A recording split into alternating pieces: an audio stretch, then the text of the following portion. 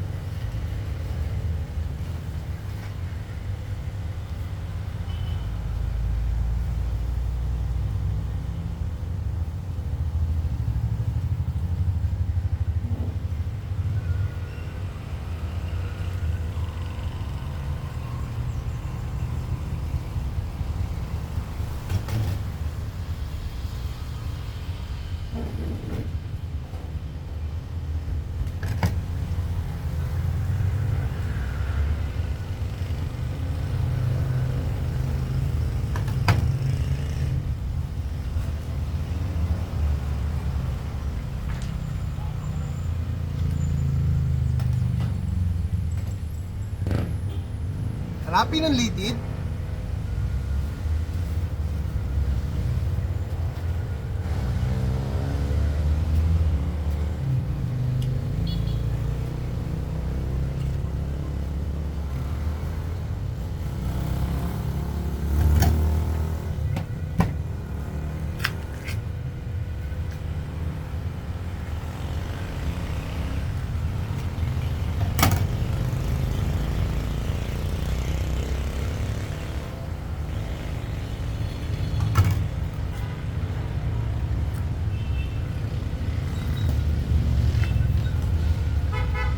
Tanggalan natin ang shoulder blade.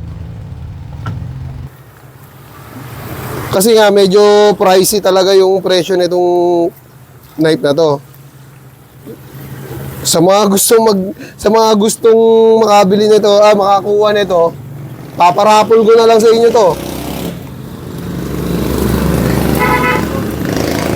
Napakaganda nito, guys. Curved knife. Made in New Zealand.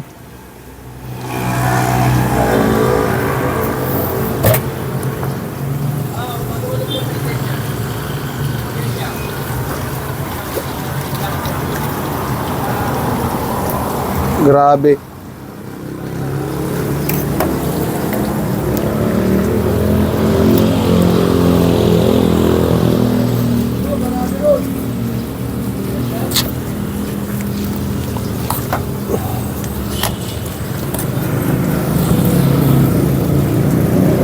Pag ganito gamit yung knife, guys, yung iba sinasabi nila pangyayamanin lang daw yung gantong knife. Pangyayamanin talaga kasi mamahalin yung presyo nito. Papogi lang daw yung gantong knife. Depende sa gumagamit yan, guys. Basta gamitin mo sa maayos na pagde-debone, walang papogi-papogi. Kahit nga hindi branded knife mo, basta magaling ka mag-debone o marunong ka mag-debone, ayos na, di ba? Di ba?